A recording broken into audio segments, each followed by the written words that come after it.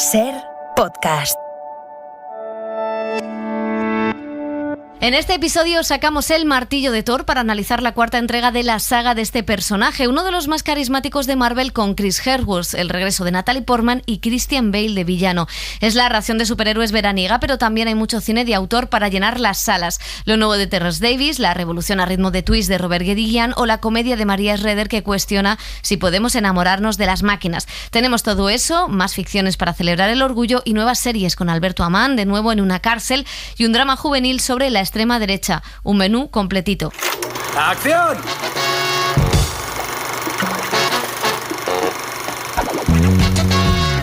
El cine en la Ser con Pepa Blanes.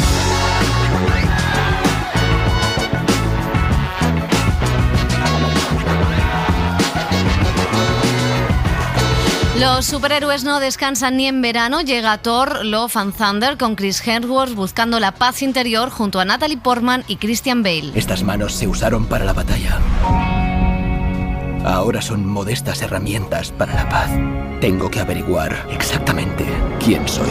Y frente a Thor hay también estrenos de época como Benediction, donde Terrence Davis indaga en la pulsión antibelicista del poeta Siegfried Sassoon, al que interpreta el actor Jack London. Es uno de los inconvenientes de la vida sombría que llevamos. Amigos que vienen, amigos que se van.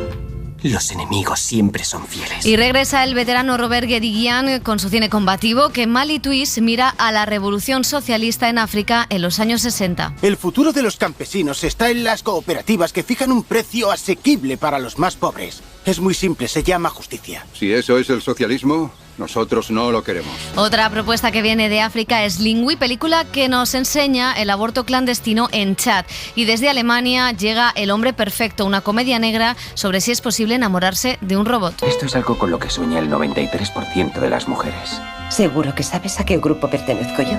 ¿Al otro 7%? Y se estrena el gran éxito de la taquilla china, La batalla del lago Changjin, una película de acción sobre la guerra de Corea. ¡Tercer pelotón! ¡Subid por la colina! ¡Arriba! ¡Pelotón por la colina! ¡Venga, vamos! En la gran semana del orgullo LGTBI queer miramos a Asia con dos propuestas: la película Money Boy sobre un joven que se prostituye y la serie La fragancia del primer amor. ¿Has estado alguna vez en una boda así? ¿Te refieres a...? Bueno, a una con dos novios o dos novias. Y en televisión esta semana hablamos con Alberto Amán. El actor vuelve a meterse en una cárcel en La noche más larga. Si lo necesita, podemos proporcionarle ropa limpia para su entrevista con el juez. Hago una pregunta. Va a ser una noche muy larga, Hugo. Just a young gun with a quick fuse. I was uptight, wanna let loose. I was dreaming of bigger things and wanna leave my old life behind. Not a yes sir, not a follower. Fit the box, fit the mold, have a seat in the foyer. Take a number. I was lightning before the thunder.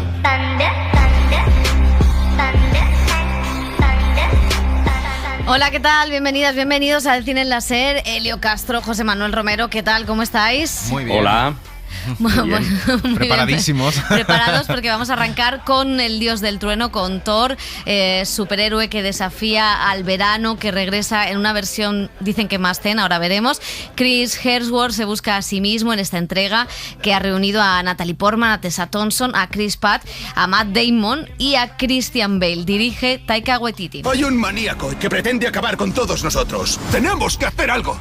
Voy a reunir al mejor equipo. ¿Korg? ¿Amigos de por vida? ¡Sí! Valkyria. Quiero combatir.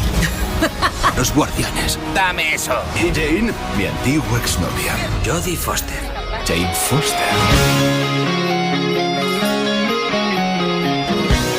Bueno, pues sí, vamos a hablar con el villano, con Christian Bale, que es uno de los actores más sesudos de Hollywood, capaz de hacer un Batman atormentado, un psicópata, un luchador, pero pues como buena estrella de Hollywood dio espantada. Estaba un poco atormentado, se ve, y entonces pues estaba indispuesto. Estaba todo previsto para hablar con él, pero no ha podido ser. Sigue en su papel de villano. Tú sabes que él es un actor de método, de los que son como Joaquin Phoenix. Debe estar todavía muy metido en este carnicero de dioses que interpreta en esta nueva entrega de de Thor. Pues nada, no vamos a ser duros con Christian Bale, que es un actor fantástico, pero bueno, así en líneas generales, Elio, José, ¿qué tal este nuevo Thor? Porque a mí una de las cosas que más me gusta es que tiene más sentido del humor que el resto de los superhéroes, pero no sé si también, movido por el signo de los tiempos, se ha vuelto sesudo.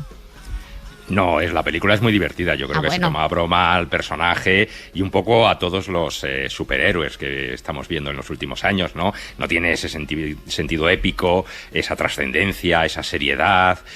A mí me parecen excesivas esas películas en cuanto a seriedad. Esta, en cambio, si de algo peca, es de todo lo contrario. Es que se toma a guasa a sí mismo, a los superhéroes e incluso a los dioses, ¿no? Ahí en la película, pues una pequeña reflexión sobre que los superhéroes se han convertido en los dioses de hoy en día, ¿no? Como para los griegos fueron los dioses del Olimpo, ¿no? Sale Zeus en esta película, incluso, ¿no? Y entonces, a mí la película me parece que es un pequeño disparate, pero muy divertido, ¿no? Y la verdad es que Chris Hemsworth, pues con ese físico apabullante que tiene, pues... el marido, en este programa Chris Hemsworth es el marido del Zapataki. El marido del Zapataki, luce culete y, en fin, que se lo toma muy a risa, incluso a su propia esencia de estrella de cine, se puede decir, en la película. Y luego, pues la aventura también es bastante clara, con ese malo villano decepcionado por los dioses. La película es un poco atea, ¿no? Por eso, porque es muy descreída. Y entonces, y como Thor, pues tiene que salvar a unos niños, los niños le toman como modelo, pero también desconfían un poco de él, de su torpeza, es un poco patoso. En fin, que yo creo que la película es disfrutable. ¿Y Christian Bale? Bueno, pues Christian Bale está muy bien él. Lo que pasa que a lo mejor, quizás, no sé si coincide Elio, es el que está más fuera de la peli, del tono de la peli, del tono festivo, pop, gamberro, y de este superhéroe que en el fondo es un buenachón, ¿no? Es un patoso buenachón que él siempre quiere salvar el mundo. Lo que pasa que se mete en mil follones como es Thor. Y Christian Bale yo creo que es un villano de futuro para futuras películas, nunca mejor dicho, de Marvel. No sé qué tienen en mente en próximas películas, porque yo creo que es aterrador, es una especie de Voldemort, ¿no? Con esa voz grave, esa espada y con toda su presencia y todo el maquillaje que lleva, pero claro, es un villano demasiado terrorífico y oscuro para una película que es pues psicodélica y colorista al máximo. A mí me gusta mucho porque me entretiene y sobre todo porque cabrea de alguna manera a una parte de todos esos seguidores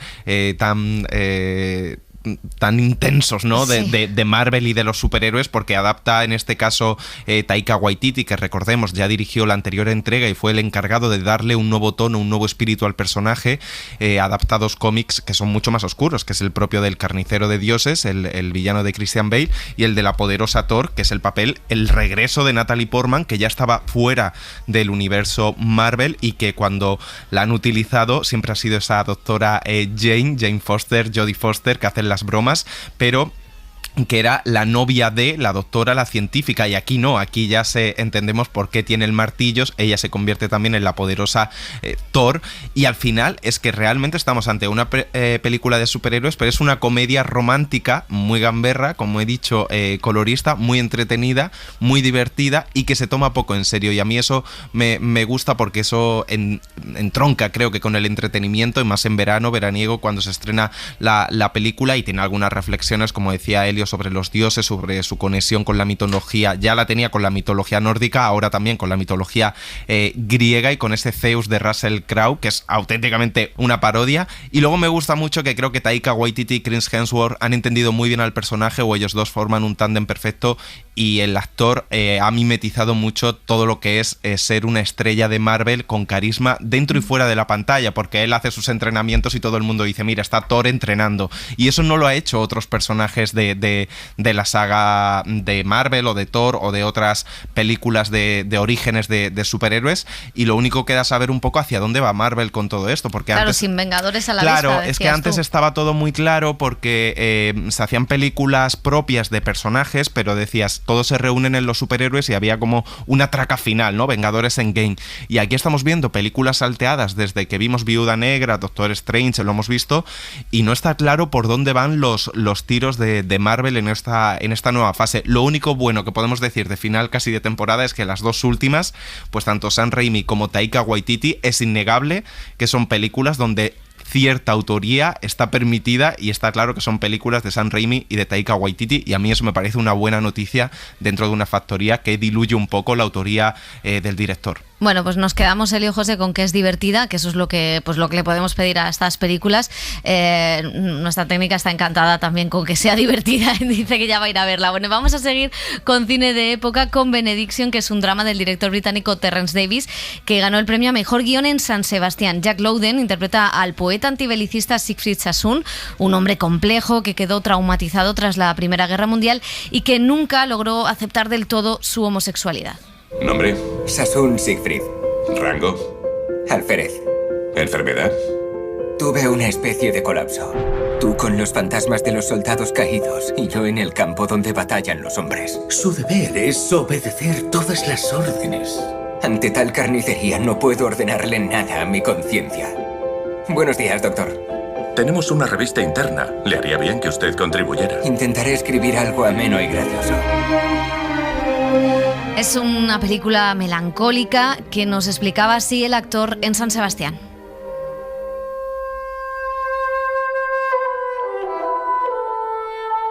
Ha muerto mucha gente. Ha habido demasiada destrucción. It does. The First World War in particular in the UK. En Reino Unido se recuerda todavía la guerra como algo muy sentimental, pero lo cierto es que fue uno de los grandes desastres de la humanidad. It was a huge disaster. It was one of the biggest disasters in the history of mankind, really. La guerra llevó al imperialismo, las armas, las muertes. La Primera Guerra Mundial fue el primer periodo de la historia, especialmente en Inglaterra, en donde se perdieron muchas vidas sin sentido. Me gustaría pensar que si hubiera vivido en ese periodo, hubiera hecho lo mismo que este personaje. Creo que su figura tiene mucho que enseñar a los jóvenes. No sé si tanto en términos de guerra, pero sí sobre esa tristeza que él vivió. And a sadness, a severe sadness. In the complete waste of life. Tengo entendido que el otro día conoció a Wilfred Owen. Sí, parece muy tierno. Despierta mi instinto protector. ¿Hay algo más profundo detrás de ese instinto protector? Sí. Y en todas mis amistades. I think in the West, being gay or being openly gay, you'd like to say it's easier. Creo que en Occidente ser gay podríamos decir que es más fácil. Puede serlo de muchas maneras, pero hay que verlo en el contexto de esa época. Era una ofensa criminal serlo en el Reino Unido. Es cierto que en el mundo de la alta sociedad y la cultura era quizá algo más fácil que entre las clases bajas. Tenemos que recordar que había un grupo más privilegiado que otro que podían superar las consecuencias de mostrar su homosexualidad. Tenían poder, conexiones con los gobiernos, la justicia. Por eso me gusta decir que la película no representa lo que era ser gay, porque no todo el mundo podía vivir como Siegfried Sassoon. But it's not a representation of what it was like for everyone. Certainly not. No. ¿Doblarán las campanas por aquellos que murieron cual ganado? Solo la furia monstruosa de los cañones y el rápido tartamudeo de los rifles podrán rezarles una apresurada plegaria. It meant a lot because of how brave he was. Significa mucho por lo valiente que fue. Su poesía es fantástica y sus memorias también. Para interpretarlo me ha servido mucho las cartas que escribió en protesta por la guerra. De hecho, en la película hay una escena leyendo esas cartas que rodé antes que el resto. Significa mucho esa valentía que tuvo, ya que la Primera Guerra Mundial fue un auténtico desastre, pero protestar contra ella le supuso muchas cosas. Acabó en un sanatorio. You know, they really tried to shut him up. So that alone, his bravery is just gobsmacking.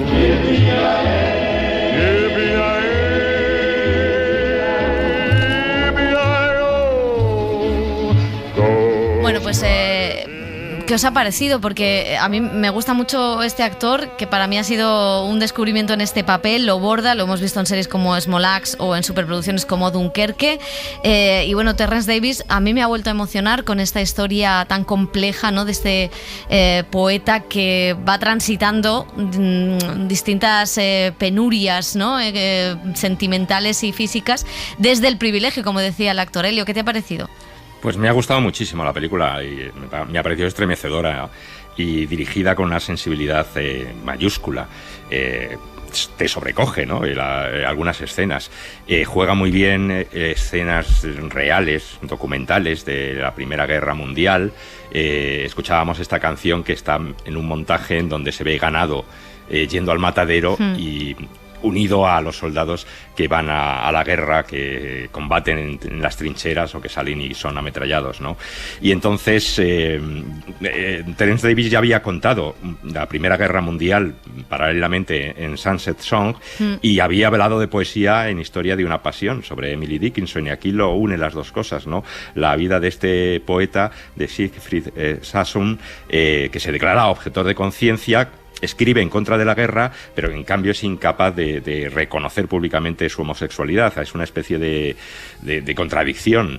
Es valiente, valeroso, asume las consecuencias, o parte de las consecuencias, que es enfrentarse a su clase, a su país, a la élite política, hablando en contra de la guerra, pero sin embargo no puede hablar públicamente de su homosexualidad. Y luego también tiene mucho de personal del propio Terence Davis, ¿no? Ya lo hemos visto en muchas películas, ¿no? Pero él escoge precisamente personajes en las que sale a la luz mucha de su personalidad. A mí la película me ha gustado mucho y es una de las mejores que he visto últimamente de Terence Davis, que es un director muy clásico en cuanto a la puesta en escena, pero que sus películas muchas veces pecan quizá de una lentitud, de una parsimonia pues excesiva, pero aquí en cambio yo creo que le viene muy bien al tono de la película. Sí, es muy clásico, pero siempre tiene algún elemento que distorsiona o que rompe con ese clasicismo. Decías lo del metraje de películas documentales, creo que a pesar de ese clasicismo siempre tiene algo que te lleva por otros caminos. A mí me gusta, decía el actor, en eso que dices de que siempre hay algo biográfico en el cine de Terence Davis, y decía el actor que era muy difícil estar haciendo esta película, porque no solo tenías que hacer del poeta, sino que tenías que hacer de Terence Davis, y entonces encontrar esa fina unión entre ambas personalidades y ambos personajes, que había sido casi lo más complicado. A mí me gustó mucho en San Sebastián, y de hecho el premio a Mejor Guión se me quedó corto, porque me parece que es una película que habla de muchas cosas del momento actual. Habla también como decías, de ser uno mismo, o dejar mostrar lo que es uno mismo, ¿no? Sí. Sobre esa penalización de la homosexualidad que todavía ocurre, y que ocurría en esas clases altas a pesar de que podían vivir bajo manga como ellos quisieran. O la guerra, estamos viviendo la guerra de Ucrania, donde también un continente se ha puesto patas arriba, por supuesto de otra manera completamente distinta a la Primera Guerra Mundial. O sea, me parece que es sobre el compromiso también de los artistas, de la poesía. Me parece que es una película que dice muchas cosas hoy. Sí, hay una cosa que quería apuntar, precisamente cuando se estrenó en San Sebastián o antes, pues no estaba la guerra de Ucrania, pero ahora sí que está, y hay una reflexión sobre alargar innecesariamente la guerra y que muera mucha gente por decisiones de los políticos que no son capaces de acortar una guerra o emprender una negociación, ¿no? Y eso es una idea, actualísima, ¿no? Que está hoy en día, desgraciadamente, sobre la mesa. Yo creo que es un drama extraordinario, y desde cierto clasicismo, como decíamos, de Terence Davis, con 75 años, creo que también es una clase magistral de cómo abordar un biopic para otros autores que se adentran, ¿no?, en las biografías de personajes, porque con cuántos elementos juega con la poesía, juega con los saltos temporales, juega con las elipsis. Por eso el premio de guión en San Sebastián creo que es bastante acorde. Alguno más podría haber caído, pero también el montaje de la propia película, con esos insertos de imágenes documentales de la Primera Guerra Mundial, pero también con cambios de plano en los que el propio personaje protagonista lo ves envejecer, y es Jack Lowden y Peter Capaldi, el otro actor que lo interpreta a la vejez, ¿no? Y ese diálogo continuo que hay también. Hay una escena en una iglesia sobre la religión, sobre la guerra, sobre las consecuencias de la guerra, lo de alargar la guerra que contabais, todo integrado también con la propia poesía y la narración de él, que en algunos momentos se vuelve una película, un drama de época exigente, arduo, porque tienes que ir siguiendo todas las ventanas que te va abriendo y todos los temas que te va abriendo el propio Terence Davis. Y luego el tema de la represión interna homosexual que tiene el protagonista, mientras tiene toda ese coraje, ¿no?, para plantar cara a los altos mandos del ejército y decirle, estáis matando a inocentes cuando un hermano suyo estaba en la guerra. Yo creo que es un drama de época, biopic y muchas cosas más, apasionante y una de las mejores películas que se pueden ver este fin de semana. Por cierto, que Terence Davis es un fan acérrimo de Víctor Erice y vamos a meter aquí la cuña, y es que Víctor Erice va a volver a rodar, es uno de los noticiones, no sé si del año, pero probablemente sí, porque 30 años sin rodar, Elio, pues hay curiosidad por ver qué hace Víctor Erice. Pues sí, muchísima curiosidad, muchísima expectación. La verdad es que es un notición porque nadie pensaba, yo creo que él alguna vez pues ha dejado dicho que podía volver, pero bueno, en fin, es un director tan misterioso y tan apasionante lo que hemos visto que es difícil, o era difícil creerle, ¿no? Pero bueno, la verdad es que desde ya estamos esperando que ese rodaje y esa película. Pues sí, él dijo, no he dejado de rodar con claro, eso también es verdad. Es verdad, pero claro, da un poco de miedo cuando lo dice. Largometraje, sí. Víctor Erice. Bueno, vamos a seguir con los estrenos, teniendo ahí la mirada atenta a lo que pergeña Erice. Se estrena directamente en Amazon Prime Video El hombre perfecto, película de la directora y actriz alemana Maria Schrader, que compitió en Berlín y que allí ganó el Oso de Plata, la mejor interpretación para la actriz Mare Eger. Lo hizo gracias al papel de una científica que trabaja en el Museo de Pérgamo, en Berlín, y que tiene un proyecto de investigación que consiste en pasar 3 semanas con un robot. Ahí hay un hombre. No es un hombre. Wow. Es un robot. Si te abrieras un poco, serías más feliz. ¡Te llevaré de vuelta a la fábrica! Buenos días. No sé si se habrá dado cuenta, pero trata a Tom como a una máquina. ¿A qué diría que se debe eso? ¿A qué es una máquina?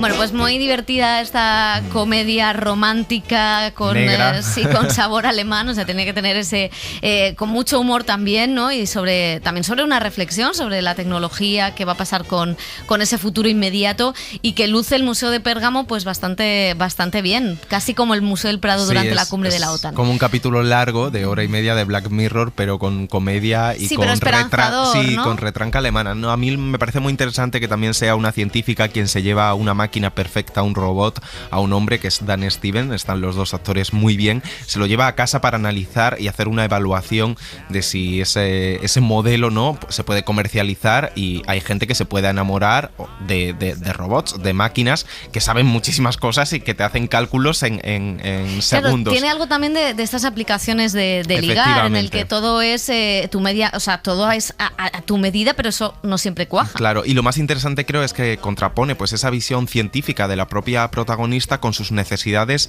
vitales, emocionales y sentimentales, ¿no?, con su propio pasado, y ella tiene una necesidad de enamorarse, de encontrar a alguien, de reconstruir su vida, pero también tiene toda la visión germánica científica de que le impide pues tener una evaluación satisfactoria de este tipo de modelos de máquina, porque al final dice una cosa muy interesante, que es que estas máquinas te dicen lo que tú quieres oír, entonces no te preparan tampoco como Twitter para el sufrimiento, efectivamente, y eso es una reflexión muy interesante.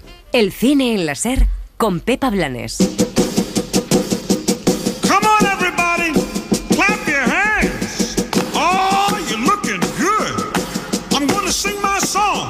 It won't take long. We're gonna do the twist and it goes like this. Come on, let's twist again, like we did last summer.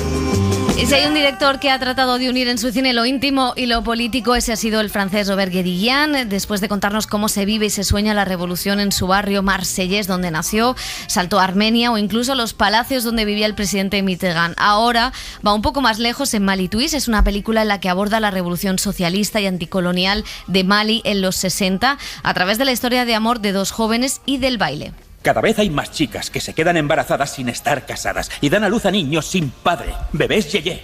Existe una correlación entre los clubs y los resultados escolares. Cuando escucho esto, pienso que la juventud de Mali está en peligro. Se alejan de la tradición, rechazan a la familia, se entregan a todo tipo de excesos sexuales. Creo que el objetivo de la revolución socialista no era ese. El director nos ha hablado de los retos de la izquierda actual, de la revolución ahora mismo y también del compromiso del cine. Le capitalisme se présente toujours comme la réussite individuelle. El capitalismo se lo apropia todo, como la cultura, la diversión, la celebración, el éxito, el baile, la fiesta.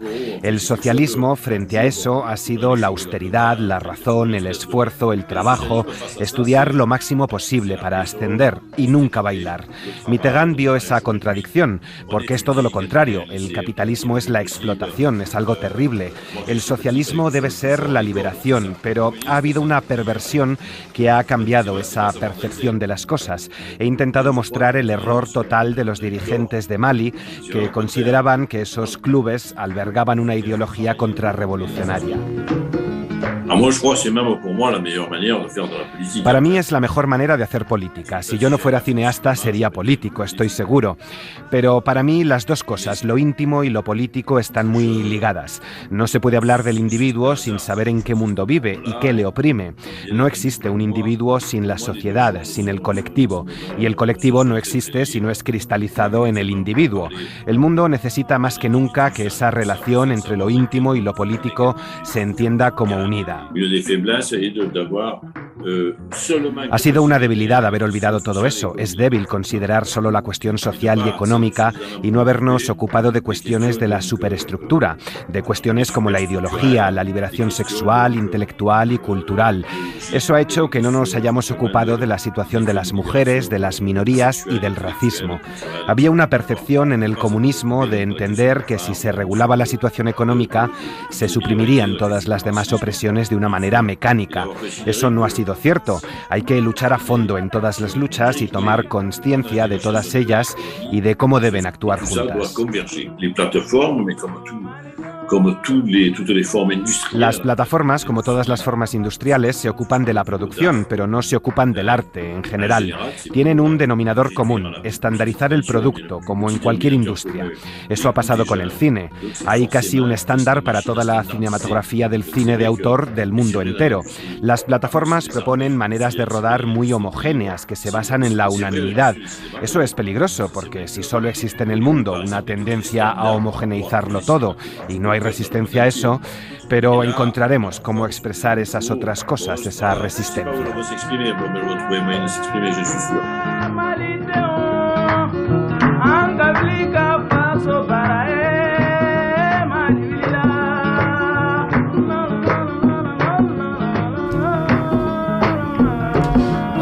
Robert Guédiguian, que sigue Helio igual de rojo que siempre. Pues sí, la verdad es que, bueno, es verdad que antes lo veíamos mucho más en su propia casa, en películas en Marsella, ¿no? En La casa junto al mar, en Una historia de locos, El cumpleaños de Ariane, ¿no? Y yo me acuerdo de las primeras, las de los años casi 90, ¿no? De Marius y Jeannette, que es del año 97, Marillo y sus dos amores. También combina muchas veces pues cierto tono de la vida diaria, ¿no? De la Francia actual, ¿no? Y ese retrato que hizo del presidente Mitterrand. Pero en esta película pues va a otro continente para hablar casi de lo mismo, ¿no? De las luchas políticas y del enfrentamiento entre clases, ¿no? Sí, hay muchas... atiza mucho a esa izquierda sesuda, que demoniza cualquier cosa que huela un poco a modernidad, ¿no? Es cierto que aquí había casi tres luchas, ¿no? Porque estaba la lucha colonial contra Francia, que es el país invasor, estaba la lucha también de las mujeres oprimidas en un país como Mali, oprimidas en los años 60, pero también en un país como Mali un poquito más, y también estaba la lucha por el reparto justo de la riqueza, ¿no? En una tierra donde pues eran unos pocos comerciantes los que tenían todo el peso. Y esa lucha en un debate que está ahora mismo muy abierto en la izquierda, la verdad es que es curioso cómo lo aborda. Me parece una peli pequeñita, pero muy alegre a pesar de tener un final trágico, donde la revolución se vive casi de otra manera, ¿no? Con eso de si no puedo bailar no es mi revolución, y es verdad que hay cosas y elementos que están hablando de la Francia actual y de la España actual, y eso me parece muy inteligente, como Guédiguian, sin muchísimas pretensiones, consigue abrir esa reflexión. A mí me ha gustado mucho. Yo creo que habla también de los tiempos, de la revolución, de la prisa, ¿no? Por la descolonización en ese caso, y si de la izquierda pues debe asumir un discurso centrado en el miedo a otros o a lo que pueda venir o a las consecuencias económicas, o un discurso también que tenga una parte festiva, claro, ¿no? Que eso es muy importante. A mí me parece muy interesante que coja un pasaje como la descolonización en Mali y lo una con la música, que claro, eso le da una enjundia a la película y un colorido y una vistosidad a esa nueva generación de jóvenes que tenían sus propias contradicciones, ¿no? Esta descolonización, pero esta colonización cultural de toda la música que te venía de otros sitios, pero como en todo transición hay esas contradicciones y yo creo que están muy bien reflejadas también en la parte económica, en el cambio de moneda, y aunque peca algunas veces de sentimentaloide en la trama amorosa, que creo que también es necesaria, me parece una propuesta súper solvente, muy interesante en lo que plantea, y los actores están muy bien, y es un lujo ver a Geddy Guián, que cualquier peli de Geddy Guián es muchísimo mejor que otras muchas pelis. Pues sí, y vamos a seguir en África. Hay pocos directores africanos que cuenten o que hayan contado su propia historia visual, por eso es tan importante pues la presencia, o fue tan importante la presencia en Cannes del director de Chad, Mahamat Saleh Haroum, que hace un año presentaba Lingui. Es una película naturalista que contaba los problemas de las mujeres ante la violencia sexual en el país y la posibilidad de abortar. Et c'est vraiment des héroïnes, et j'ai voulu à travers ce film, moi, rendre hommage, en fait. Quería hablar de esas heroínas cotidianas, de estas mujeres que luchan y que tratan de cambiar su vida diaria. Creo que son muy poderosas, muy fuertes, y es muy importante contar lo que les ocurre, porque las mujeres llevan mucho más que la casa. Es un homenaje a todas ellas, también a las que me cuidaron. Mi madre, mi abuela. Mi abuela se divorció en 1941, cogió a su hijo y lo subió a un caballo para irse. Cuando se trata de los derechos de las mujeres, la lucha nunca se acaba. Siempre hay una tendencia a la regresión, a ir para atrás. Siempre va a haber alguien que quite un derecho adquirido. El patriarcado no muere nunca, es como una mala hierba, que la arrancas y vuelve a crecer. Continúa ocupando espacio y siempre va a ir contra los más débiles. Desgraciadamente, si cogemos el ejemplo del aborto y lo que ha pasado en Estados Unidos, vemos que las mujeres no han ganado la batalla. Por eso debemos ser todos feministas, porque el feminismo es una especie de humanismo y ese debería ser el valor primordial en esta tierra. Y que el humanismo me semble être la valeur cardinal.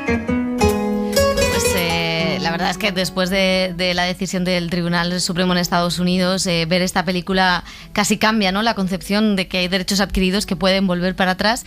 Y a mí me gustó mucho, me parece que es una película pues quizá más pequeña que otras que estaban en aquella sección oficial de Cannes, pero sí que me parece que bajo un tono casi natural, sencillo y humanista, contaba pues el día a día de un grupo de mujeres que tienen que sobrevivir como pueden en un país donde tienen por un lado la religión y por otro el propio gobierno o las propias leyes del país. Me parece que también, igual que en Mali Twist, me gustan mucho las dos actrices, la que hacen de madre e de hija, y también aparecen de una manera como muy...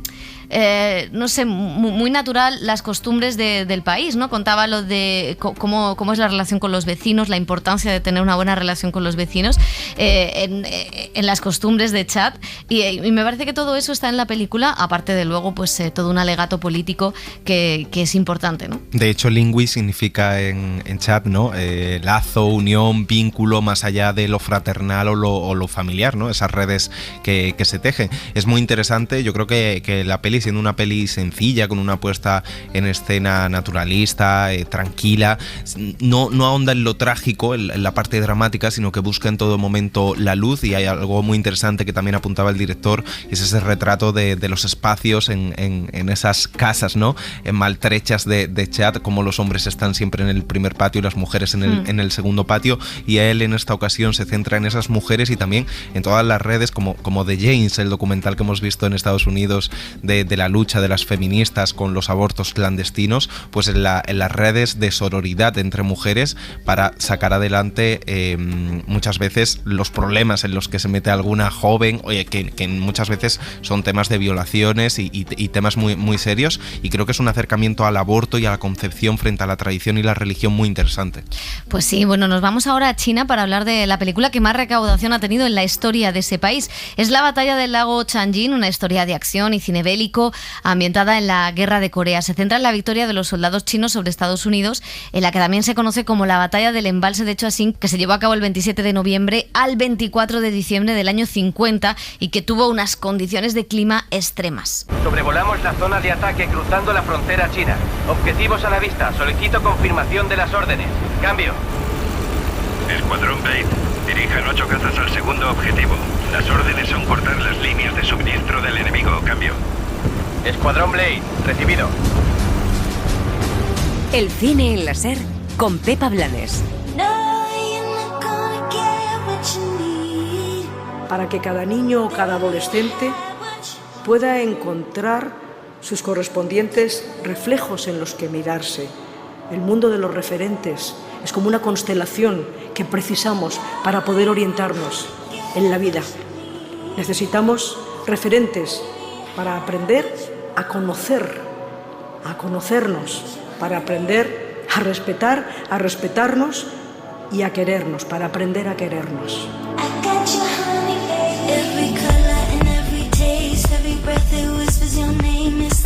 Y esta semana estamos celebrando y reivindicando el orgullo LGTBIQ+ en este programa. Bueno, la verdad es que en este programa lo hacemos todo el año, ¿eh? No vamos a dárnosla, pero bueno.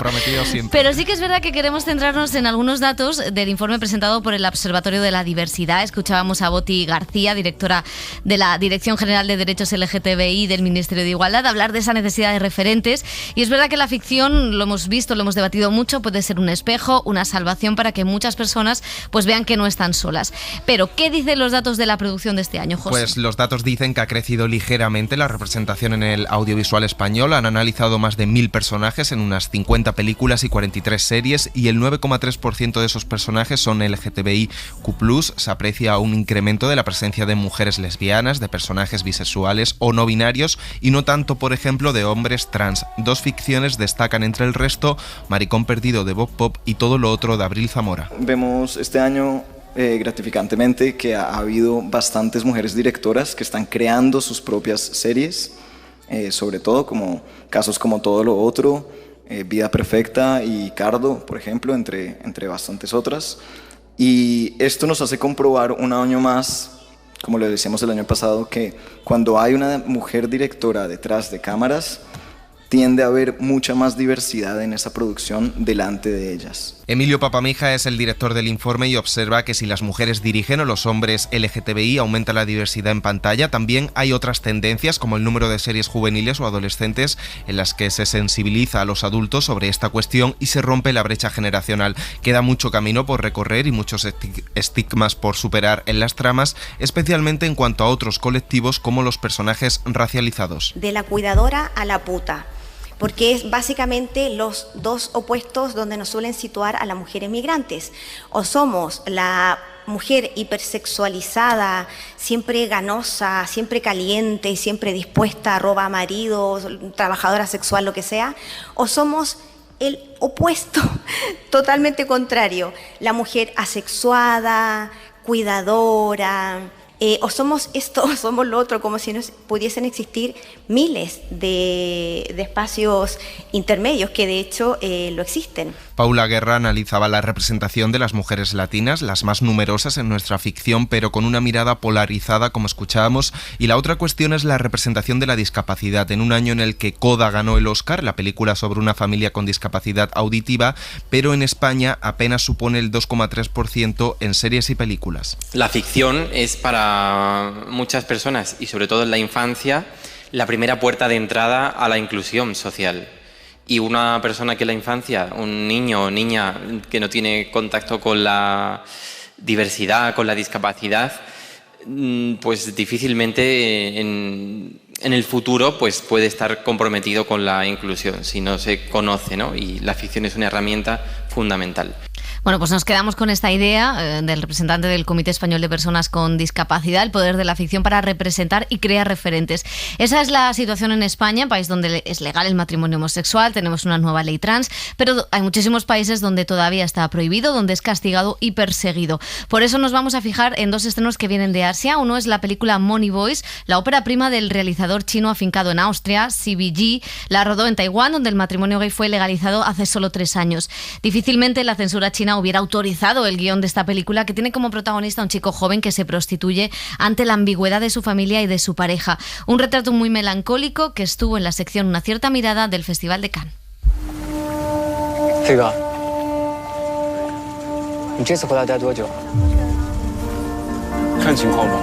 Y la verdad es que ha sido una sorpresa. A mí me ha gustado mucho cómo cuenta la historia de este chico y la ambigüedad que existe en torno a la prostitución, en este caso masculina, pero también en torno a todos esos estereotipos de encima ser un chico homosexual, ¿no? Sí, además plantea la tensión en China entre campo y ciudad, ¿no? Es una familia que se avergüenza de lo que hace su hijo en la capital, que se ha ido a la capital, pero acepta muy libremente todo el dinero que le manda para que su familia pueda sobrevivir. A partir de ahí se tejen varias relaciones de amor. Al final es una historia sobre la búsqueda de uno mismo, una historia bastante universal, y creo que tiene algunos momentos muy emocionantes, a veces también desigual o irregular en cuanto al desarrollo de la historia y el guión, pero tiene una escena final muy, muy bonita bailando, donde el protagonista al final consigue pues un poco encontrarse, ¿no? a sí mismo, y es una de las propuestas que llegan a cines esta semana. Y la otra propuesta que decíamos también es en Taiwán. Vamos a comenzar ahí hablando de televisión, de una serie pionera en el país asiático en mostrar también la homosexualidad. Y claro, ha sido escuchar televisión, y aquí está Dani de la Fuente, iba a decir Dani Garrán. ¿Qué tal? ¿Qué tal, chicos?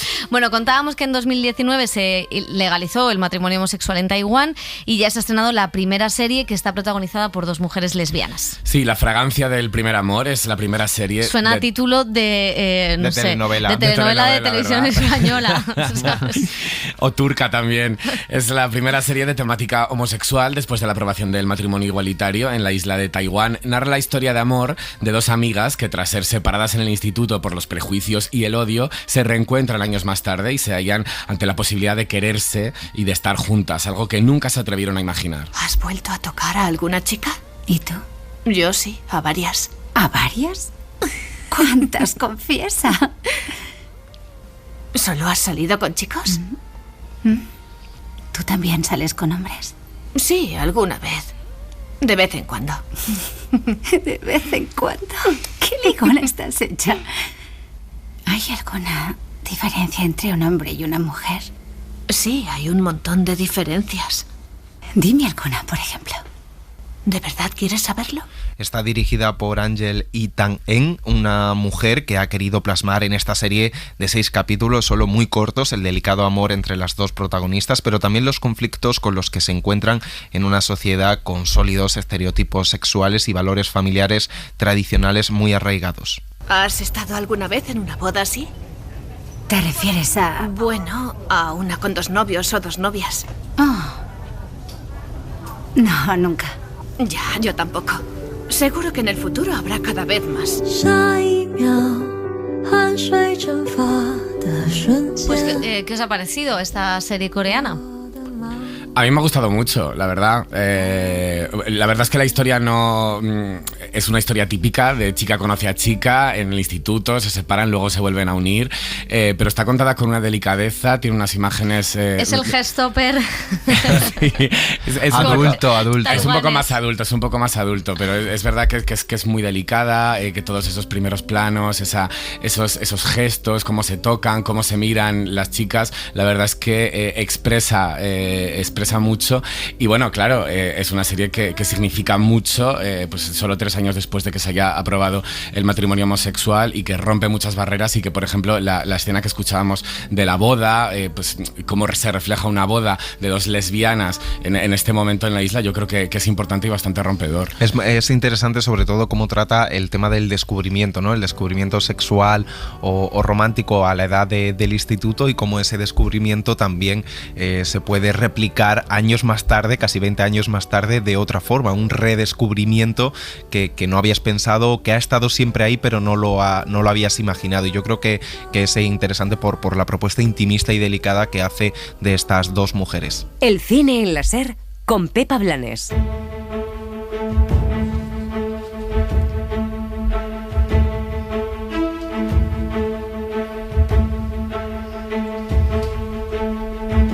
Las series. Y todavía con la resaca del final de la cuarta temporada de Stranger Things que petó Netflix, vamos a continuar con un estreno también de la plataforma. Esta semana ha llegado una nueva producción española. Después de Élite, Sky Rojo, La Casa de Papel, la plataforma sabe lo que quiere su público y lanza esta serie que es un poco pues para devorar en el verano. Sí, para devorar en un día. La noche más larga es el nuevo título de Netflix, que además guarda muchos parecidos con La Casa de Papel. Veréis, no transcurre en el Banco de España, pero sí prácticamente en un solo escenario, que es una cárcel. Está llena de tensión entre policías, rehenes y trabajadores y transcurre casi en tiempo real, en una noche, la de Nochebuena concretamente. Un grupo de hombres armados irrumpe en un centro psiquiátrico penitenciario para liberar a un peligroso asesino en serie. Los funcionarios se niegan a entregarlo y se inicia una auténtica batalla campal entre el personal de la cárcel, la banda armada y los pacientes. No se parece nada a los que tenemos aquí. No es solo un asesino, es muy inteligente.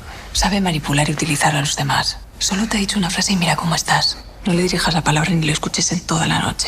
Pero ni tú ni nadie. Víctor Sierra y José Moray son los creadores de esta serie de 6 capítulos dirigida por Óscar Pedraza. Alberto Amán y Bárbara Goenaga son los dos protagonistas, el alcaide y la psiquiatra de la prisión, que tendrán que tomar decisiones a contrarreloj poniendo en juego sus vidas. En el otro bando, José Luis García Pérez, Daniel Albaldalejo, Roberto Álamo o Luis Callejo como ese asesino en serie que da miedo solo con la mirada. Bueno, pues con la pareja protagonista, con Alberto Amán y Bárbara Goenaga, hemos hablado para saber cómo se han preparado estos personajes y si tienen dobles de acción.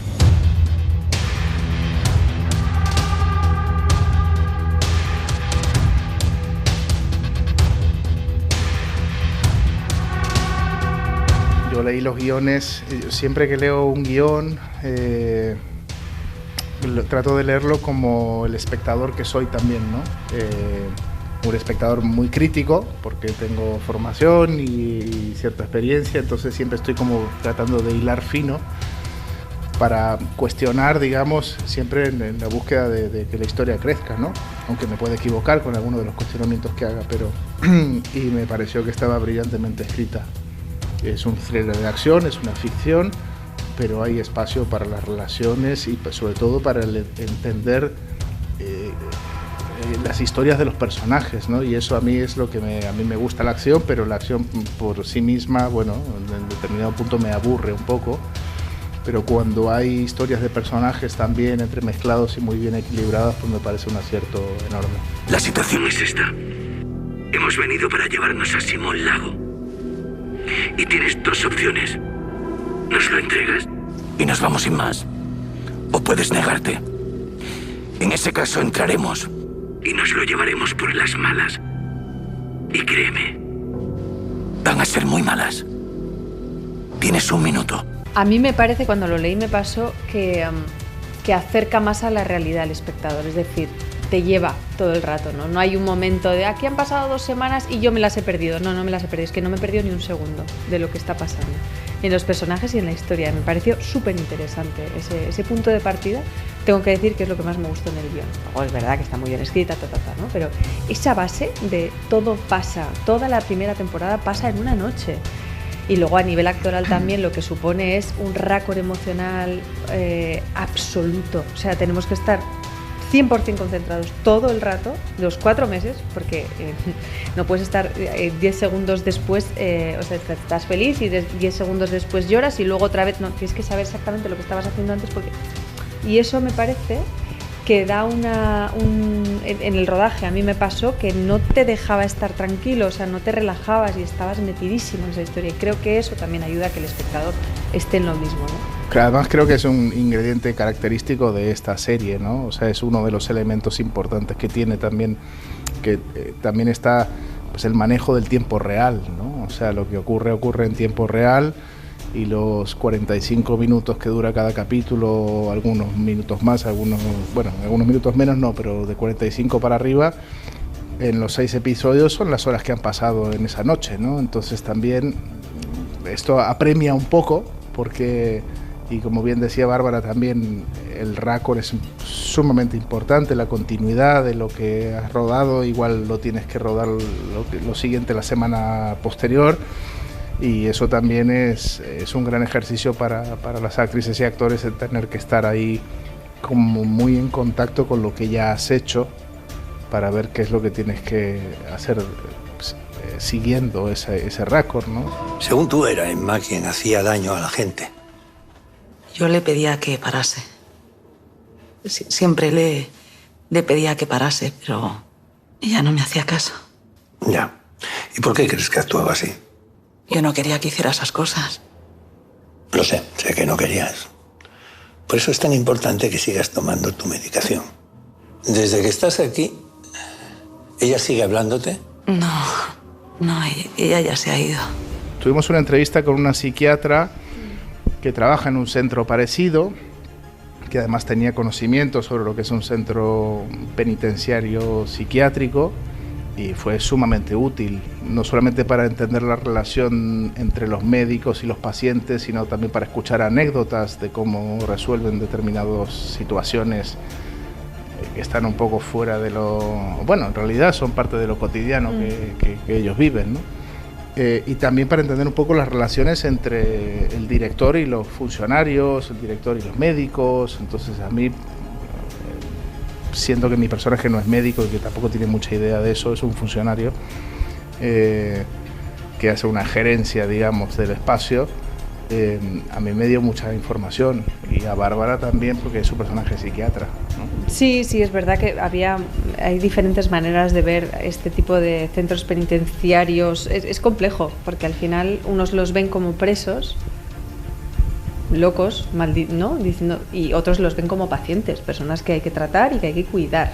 Y bueno, eso sí que creo que está también. Bastos ha vuelto a pegar a un interno. ¿A quién? A Cherokee.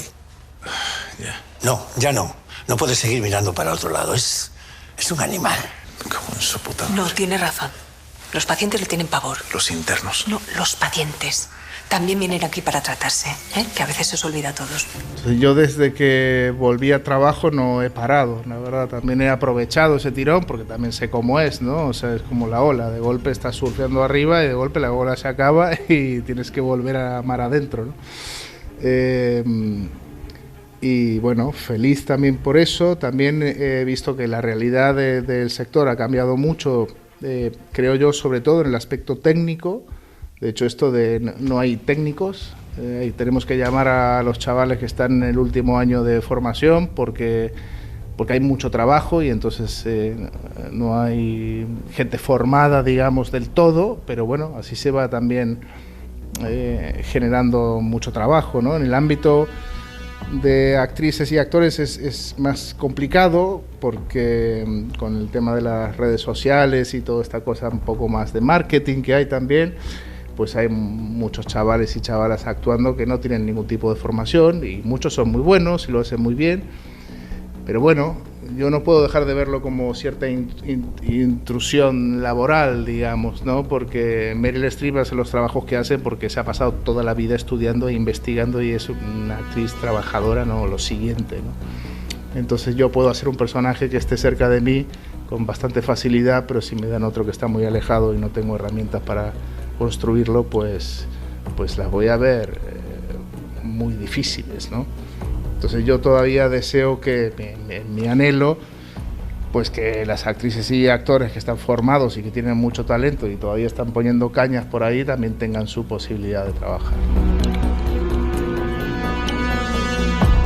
Y no es el único estreno de los últimos días. Vamos a repasar qué más tenemos en plataformas.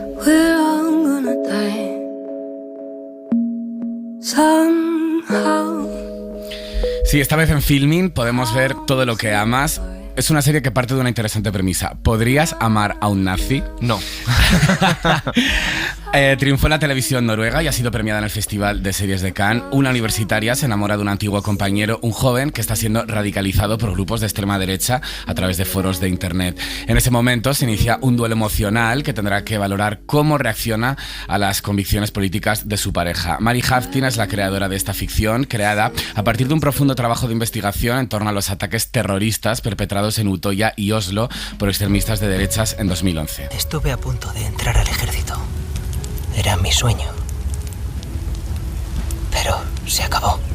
Los inmigrantes sí entraron. Creen que protegerán nuestro país. Pensaba que era obligatorio ser noruego.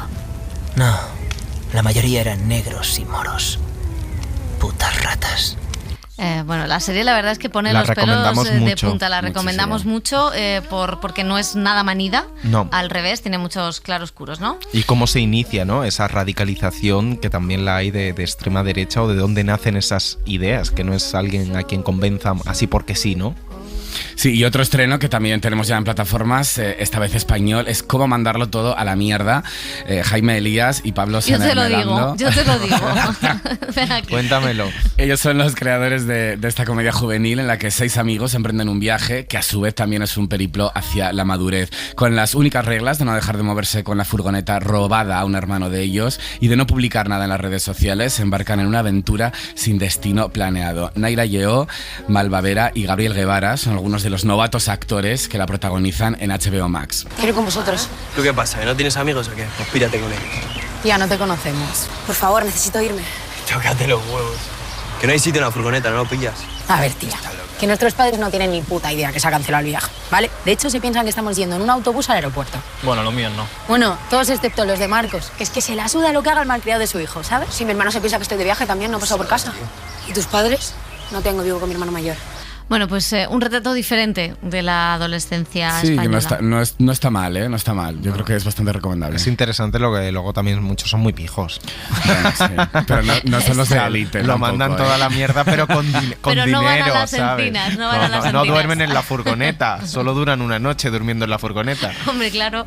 Bueno, chicos, lo vamos a dejar aquí. Muchas gracias. Volvemos la semana que viene. Gracias a María Jesús Rodríguez, que ha estado en la dirección técnica, a José Manuel Romero y a Laura Martínez Santamarina en la producción, redacción y redes sociales. Nos vamos. Volvemos la semana que viene. Adiós.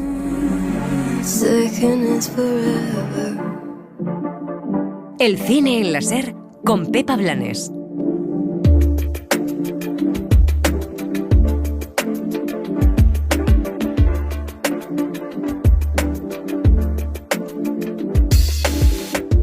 And we're such a duo, Daddy, we are Batman and Bane. I wanna be as valiant as you one day. The jewelry you wear, I wanna look exactly the same. And my arms sustained.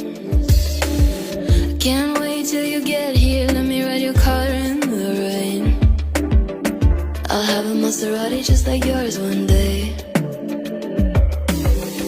And when you wanna sway me, tell me of the demons you slay. And my arms sustained. Wouldn't make the shit up, reality's hard. I was not a bad motherfucker like you, died higher than God. If I did it to myself, bad would I be loved? One of these days I'll be bad like you. One of these days I'll be bad like.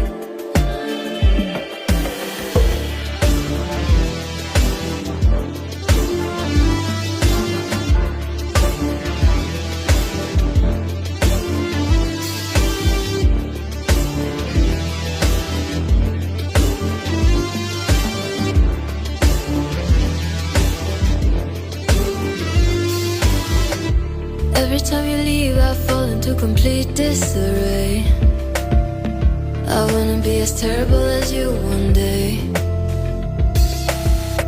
Show me how you do it, free me of the heart. Suscríbete a El Cine en la SER. Escúchanos en directo en la SER los sábados a las 7:30 de la mañana y los domingos a las 3 de la madrugada.